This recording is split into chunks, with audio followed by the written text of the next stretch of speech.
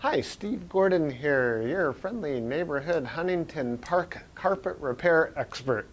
And if you found this recording, you've probably spent the last, period of time, I should say, searching the internet in hopes of finding some answers to some carpet repair problems. If that's the case, you've come to the right spot. I've made this recording to answer as many of your frequently asked questions about carpet patching and stretching and carpet to flooring transitions, Berber carpet repair, commercial carpet, pet damage, all different types of situations that you may have with your carpet right now. After I've explained as much as I can to you, I may have still missed something. And if that's the case, well, feel free to call me here at the office and we'll answer all your questions on the phone. Now, obviously, by now you figured out that I'm not an actor. I'm a carpet repair guy. I think I could probably help you. And what else can I say? Life is good. We want to help. So give us a call. We really look forward to hearing from you. And until we do, enjoy my recording. Here you go. Hi, Steve Gordon here, your friendly neighborhood carpet repair guy. And I promise you one thing, and that is I'm absolutely not an actor. So if you're looking for an actor to talk about carpet repair, you've come to the wrong place. But if you want to know about carpet repair, whether it be carpet stretching, patching, Berber carpet repair, commercial carpet repair, transitions between your carpet and a floor, maybe your stairs need repaired, a seam could need repaired, or a few other things, well, in that case, you have come to the right place because I'm going to talk to you about that. And I'm going to try to answer as many of your most frequently asked questions as possible. And before I get to that, I am going to talk to you a little bit about our guarantee, how to get an estimate, the bid, and a couple other details. So, I hope you enjoy my recording, and please be patient with me because I don't have a script. I've got a dozen notes here to go off of, and it's just going to be right off the top of my head. And I'll try to really just answer all the questions I can ahead of time so that you have a little bit of education when you call us, and I certainly hope you do. So first, I'd like to talk about the guarantee. When you call us, you're going to get a 100% unlimited unconditional lifetime labor guarantee. And what I mean by that is that either you or your carpet or both are going to be completely, absolutely, and thoroughly worn out before you ever have to pay to have that carpet fixed again. So again, 100% unlimited unconditional lifetime labor guarantee, that's forever. How you get your estimate in the first place is after you watch this recording, give us a call here at the office, and we're going to give you something like a phone guesstimate. We'll give you an idea of what you might expect to pay. We might tell you something like between $150 and $300, or we might say between $200 and $400, or something like that. We're not going to know exactly, or even not even all that close, how much it's going to cost to have us fix your carpet for you. So if you feel like we're in the right sort of price range, then we're going to schedule an appointment to come on out and actually give you an absolutely free, no obligation bid. At that point, if you feel the bid is fair, and I'm sure you will because it's our business model to give you a fair price so that we could do the job right then and there all in one trip. We would really love to just do it in one trip. Now, I understand that sometimes you need to get a bid on one trip and then come back at a different time, have us come back at a different time to actually do the work. But by and large, it's normally best to just get it all done all in one trip, and that's how we'll give you the best price as well. After all, driving out to your place once is going to be less expensive for both of us than it would be to drive out to your place 2 or more times. Now, another thing about the absolutely free, no obligation bid is at that point, we're going to actually have an opportunity to see the work. We're going to see exactly what needs to be done because you see, when you call us on the phone, even though you think you've explained the situation thoroughly, it's very likely that either myself or one of my assistants here that helps me answer the phone won't really understand exactly what we're dealing with until we actually see it. And so that's why we really do want to come out and give you a bid in person. And by the way, if you don't like the bid, if you don't think it's fair, we're going to walk away absolutely empty-handed, and that makes us sad. So sad, because we want to be out there, we want to fix your problem and put a check in our pocket and go off to the next one. After all, this is what we do for a living. This is how we feed our families.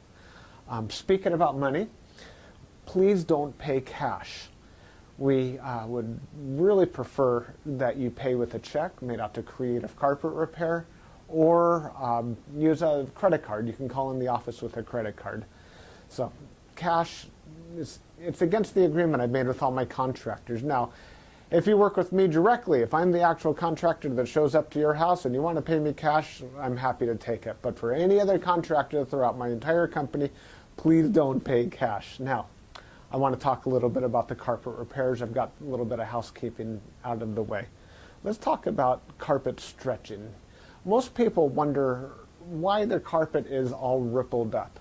So if you look out at your carpet and you see more waves than the ocean, or it's more rippled up than you can believe, and there's peaks and valleys in your carpet and you're getting seasick just looking at it, or if it's a trip hazard, there's a real good chance that your carpet was never stretched in tight enough to begin with. You see, whoever stretched your carpet the first time around more than likely didn't use a power stretcher. Now, what a power stretcher is a pole that it butts up against one wall on one side of the room, and this pole runs all the way across the room to a head that's on the other side. And when we push down on this handle, the carpet gets stretched, and it gets stretched so tight that we have no doubt at all that we're going to be able to live up to that unlimited, unconditional lifetime waiver guarantee. That carpet will never ripple up again. You have my absolute word of honor on that. And if I'm wrong, we'll do it again for no charge at all. When we stretch carpet in a room, it's always best to have the room completely empty. We could empty the furniture out of the room for you if that's what you need, but more often than not, the customer will want to get as much as possible out of the way. Now, don't strain yourself. Don't go moving a giant king-size bed or a dresser that weighs, more than 10 elephants. That's not cool. We have special tools. We have these sliders that we can put underneath the legs of the furniture. So even if your dresser weighs a couple hundred pounds and is harder than heck to move, we get those sliders underneath there, and we can move that stuff around if that's what we need to do. So don't strain yourself moving the furniture. Also, if you have a king-size bed and it's just completely unreasonable for whatever reason to move that bed, quite often we could stretch the carpet in that room without moving the bed. It's a lot more work. Those poles that I spoke about, they go actually underneath the bed, so we stretch the carpet right underneath the bed to the other wall. And it's a lot harder. It takes us a lot more time and effort, but it can be done. So that's a little bit about carpet stretching. We use a power stretcher. We don't just kick it in with our little Susie Homemaker little knee kicker, and it leaves a little bit of extra carpet at the end. We cut off that excess, and you'll see how much carpet we cut off when we're done. We throw it in a bag, and we tuck in the carpet along the edge, and boy, life is good. It looks so much better. One thing that you might be aware of when we finish, though, is if you had large ripples, the carpet could be soiled along the top ridge of those ripples more than at the valleys, and that makes sense. Where you're walking, that's where it's going to get more dirt. So after you stretch the carpet is a real good time to have the carpet cleaned. Also, the carpet's out of the room, and the furniture is out of the room, and it's just a great time to clean the carpet. It looks a lot better at that point. Mind you, like I said, this is unscripted, so I'm just going to talk to you about carpet repair. Now let's talk about Berber carpet repair for a minute. Berber carpet repair has rows. Well, Berber carpet has rows. And actually the word Berber carpet, or the name Berber, it isn't exactly accurate. Berber carpet actually comes from a place out in the Middle East, country or countryside, where the area is called Berber, the Berber people or something like that. Anyhow, it's a very expensive rug, Berber rug. That's the actual meaning of the word Berber rug. The Berber carpets that we find today are very similar. There's loops and there's rows, and if you pull on one of those loops, or rows becomes unglued somehow, it could make a run, what we call a Berber run. So when you pull on that thread, it's like it's unzipping right in front of you. It's like, oh my gosh, what has happened? I've got this zipper run going all the way across the room. Now your higher end Berber carpet, that doesn't likely happen. It almost never does. But the lower end, middle of the road and lower end Berber carpet runs all the time. So when we fix a Berber carpet, what we're going to want to do is take out the bad area and patch a new piece in there. Sometimes we could actually weave a little bit of some new loops right into the place where that carpet is come unfurled. But more than likely, we're going to want to put in a Berber patch in that area. One reason that Berber comes apart at the seams is because the carpet was never sealed at the seams well enough to begin with. Your carpet installer that originally installed that carpet was supposed to use a latex sealer or even a glue gun or something to seal the edges of the carpet. Now, if they don't seal the edges of the carpet, that's one reason that Berber carpet is just going to unfurl like crazy. So when we put in a patch or fix a Berber carpet, that area gets sealed. Now, we give the unlimited, unconditional lifetime waiver guarantee on Berber carpet as well. But mind you, just because, let's say you have a 12-foot seam and we fix 3 feet of it, that's the part that we guarantee. The rest of the seam we're not going to touch. And you may have a problem with that in the future. And that's certainly not our business to cover something we've never actually worked on before. Now, after Berber carpet patching, I'll just talk about carpet patching in general. And this includes the Berber. When you call us to have your carpet patched, the first thing that we're going to ask you is if you have any extra carpet to do the patch with. If the answer is yes, well, we're golden. We're ready to do the job. If you say no, you don't have any extra carpet to do the patch with, we'll ask, well, can we take the carpet from a closet or maybe even from underneath a piece of furniture? Because what we can do is we can take a piece of carpet from a closet and patch it right into your damaged area. And it usually works out really well. Most people would rather have a piece of carpet missing out of their closet than have a terrible, nasty area in the middle of their room where they'll see it all the time. After all, inside the closet, you usually have that covered up with shoes and old photographs and baseball bats and everything you've ever collected in your life. More about carpet patching is if you don't have the carpet to do the patch, there's really nothing I can do to help you. So you're going to need to find that carpet to do the patch with before you bother having us come out there, because if we don't have the carpet to do the patch, we're stuck. Our hands are really tied. There's nothing we can do. Now, you're probably wondering how the patch is going to look when we're finished. It's real hard to say, especially in a recording like this. So just between you and me and a million of our closest friends here watching this recording through time, that patch is likely to be visible. You see, if you take a piece of carpet that's never been walked on, it's never been soiled, it's never seen the light from the window coming in so it hasn't faded out, and you take that brand new looking type of carpet or piece of carpet and patch it in to an area that has been worn, it has been soiled, it has been faded out by the sunlight, well, certainly you're going to see the difference between the new carpet and the older carpet because it's patched right in the middle there. Certainly it's going to look a lot better than the situation you probably have right now, but patches are visible. Another reason a patch might be visible would be because, well, thick carpet, thick nap or plush carpet hides the seams quite well. Short nap carpet, like a Berber carpet, for example, or any of the commercial type carpets, they're very short nap. They show the seams far more. Another thing is that the rows have something to do with it. When we cut a carpet in the same direction as the row of the carpet, well, those seams are by and large less visible than the seams that we cut that cross the rows. When we cross the row, well, it's unavoidable to do that if that's what we have to do to make a patch. And those seams stand out a little bit more than the ones that go along with the rows. So carpet patching, that's what we specialize in. We could absolutely do that for you. Have the carpet available for us, and we also back up our patches forever, just like everything else, just forever and ever and ever. That patch will never come up. After patching, well, we could talk a little bit about pet damage also when we talk about patching. If you have an animal, a dog or a cat, or I've even seen where it's been a bunny or God, a few other animals that have actually gotten locked behind a closed door. What'll happen is they'll get that separation anxiety and they'll try to dig their way out, and they'll just rip the heck out of the carpet. That's one of the main reasons we'll do carpet patching.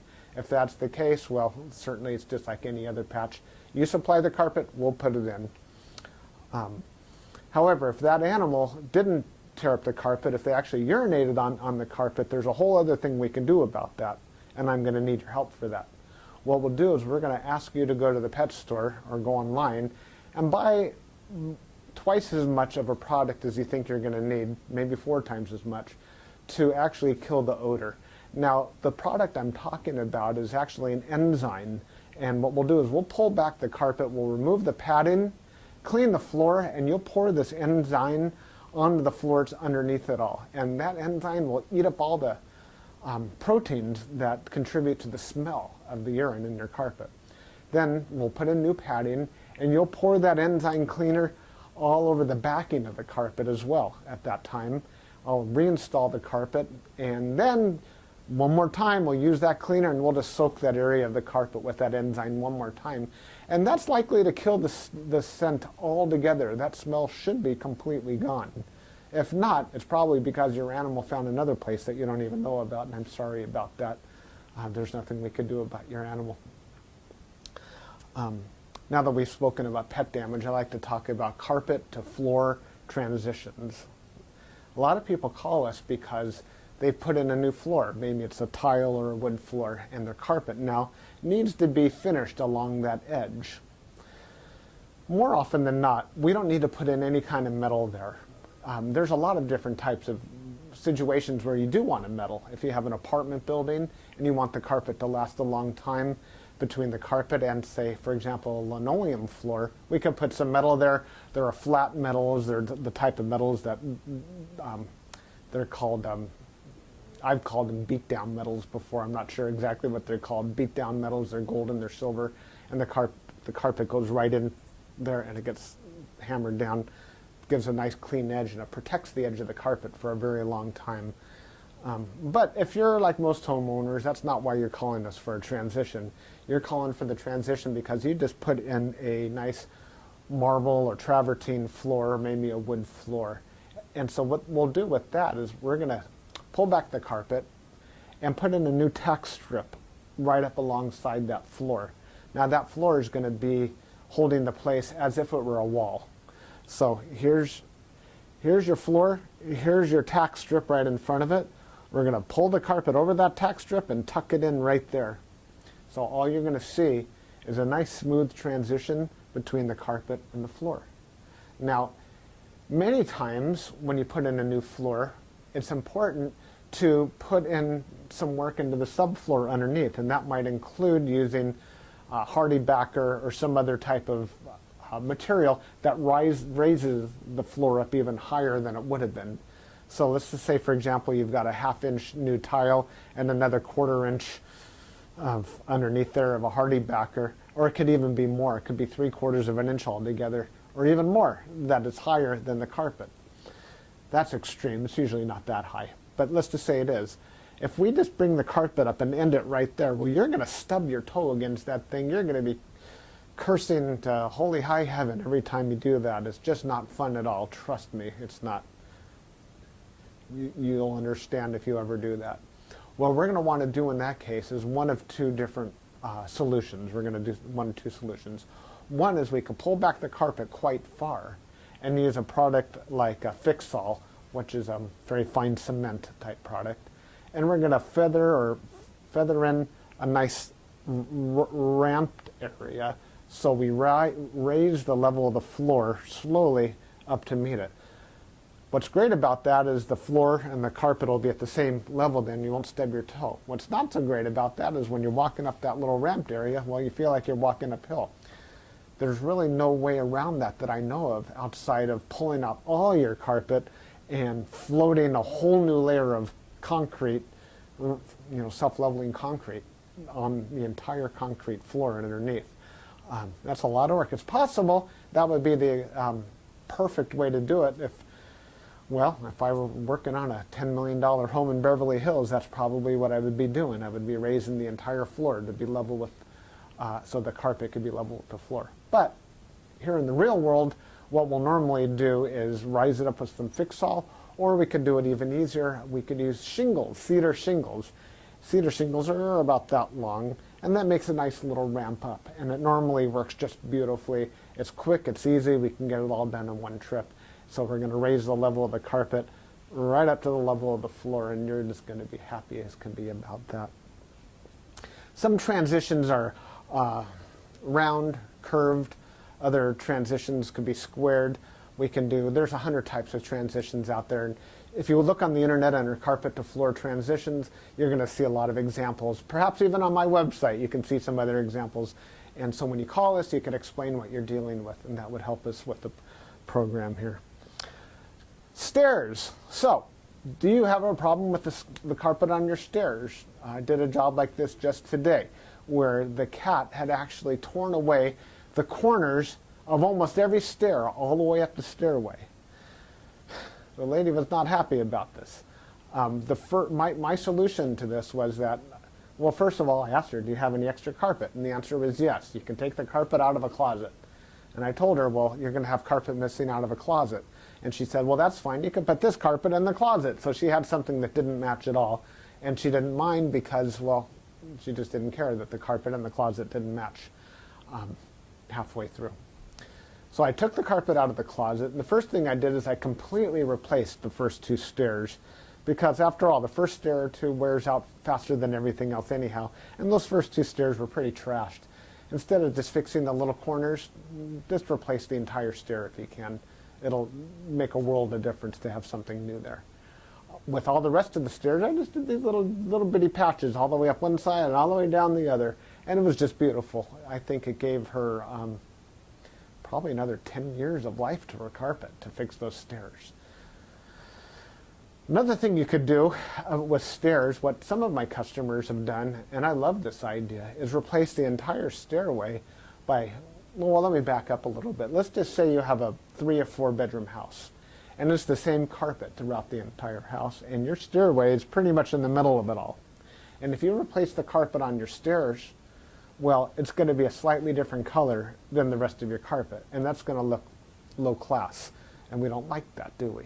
No, we don't. What I would suggest in that case is that we take the smallest room in the house, maybe a small bedroom or nursery, and pull the carpet out completely from the smallest room in the house and buy new carpet for that room. Then we have maybe a 12 by 12 piece of carpet, and we can replace the entire stairway with that carpet. That way it matches the entire rest of the house except for that one room. That'll easily save you $4,000, $5,000, $6,000, $7,000 right there. And it's a lot less work too. So I like that idea. You got a whole new stairway. A lot of people, you walk in the front door and there's the stairway right there. If the stairs look bad, it's hard to recover from that first impression. So take my word for it. That's a really great way of going. Now stairs. Commercial carpet repair. If you have commercial carpet and that needs to be repaired, it either has ripples and waves or it needs a patch. If it's rippled, it might need to be stretched. We've already talked about carpet stretching. On the other hand, it might have a different issue. It could be your commercial carpet was glued down to concrete to begin with. If that's the case, what we do is we actually take a knife and we just cut right down the middle of those ripples, cut right down those bubbles, and we will re-glue the carpet right underneath there and smush it all down, and believe it or not, those bubbles are going to be completely gone. They might be completely invisible when we're finished. You won't even see where we cut it, because where we cut it is exactly when we put it back together. The carpet will be nice and tacky before we push it back down. It's a great solution. But if the carpet needs to be stretched, well, we have to get the power stretcher out, and we'll fix it up that way. Now, if your carpet in your commercial building, say you have an office, is because, let's just say that you removed a wall between two rooms. If that's the case, you may have a strip of carpet that's missing. It's always a great idea to just get a completely different color. So if you have blue commercial carpet, go get a piece of red or black. Just something completely different, because a strip, a patch going all the way down through the middle of the room that's just a little bit off It looks low class again. But if we put a strip of red down the room, or burgundy or black, people walk in and they go, oh yeah, these people have got some class. They got a decorative idea. So that's just my opinion. Use a completely different color if it's something goes all the way across the room. Now if it's just a patch, a small patch for whatever reason, and you have a little extra carpet, we can always patch it in with whatever you have. Seam repair. Good news and bad news. The good news about seam repair is that we can make your carpet so the seam doesn't keep getting worse. The bad news is that if it looks bad now, it's probably not going to ever look good again, regardless of what we do to it. Seams have to be done properly the first time. You see, when we seam a carpet together before it's installed, we'll use a straight edge and we'll cut down both sides of the carpet, and then we're going to seal the carpet on both edges, and then we're going to seam it together, and it'll be perfect. When it's completely cooled down, then we stretch it in. If we go back and try to open up the seam and cut that carpet off and try to bring it together, the chances of it ever looking better are right around 0. So I'm sorry to tell you that your seam repair, we can make it possibly look a little bit better. We can make it stop getting worse. We can make it not be a trip hazard any longer. But don't have your expectations too high when it comes to seam repair. The last thing I want to talk about is flood damage. Now, if you're watching this right now and you've got a flooded out carpet, you are in a world of hurt, and I'm sorry. The first thing I would do if I were you is probably have about 3 fingers of scotch. And then I would go ahead and get an extractor, like a hot water extractor. You can rent them at the just about any rental yard, and just start extracting all the water. Pull back the carpet, get rid of all the padding that's underneath your carpet. Rent a couple of blowers, or as many blowers as you need, and these things, they kind of look like a snail. As a matter of fact, that's their nickname in the field. We call them a snail. And they're shaped like that, and boy do they ever blow. And you can blow dry the whole underneath of your carpet. Set it up and get that carpet completely dry. At that stage, that's when you call us, and we can supply new padding, put a new pad, reinstall your carpet, clean the carpet for you if you're in an area that we do carpet cleaning, and life is good. You can put your furniture back and you'll be happy again. You don't have to do it yourself. If you want to call a company, even ours, depending on your area, can do that extraction for you as well. Now, if it's really flooded, I mean, seriously, like you're ankle deep in water, don't even bother. It's beyond almost everybody's ability. That means that your baseboards are all going to be all wet. A professional company will come in, remove your baseboards, and we don't do that ourselves. They'll remove your baseboards, they'll drill holes in the wall, attach blowers to your walls, and blow dry the entire area, inside the walls and out, the carpet, the floor, the whole shebang. And then we can come in and put the carpet back down at that point. So I hope that I've answered your questions. If you have any additional questions, now that you've heard me talk for the last, I don't know how long, feel free to call me here at the office. I would be just tickled pink to hear from you. If I'm not here, one of my assistants, whoever answers the phone, will be well trained and will be able to answer any questions that you have about carpet repair. And then at that point, we'll be absolutely positively honored if you would have us just come on out to your place and fix your carpet for you. And that's all I have to say. Again, I'm Steve Gordon, and I promised I wasn't an actor, and by now you believe it. I'm a carpet repair guy, and I'll be looking forward to hearing from you, so please call me. Thanks. Bye-bye.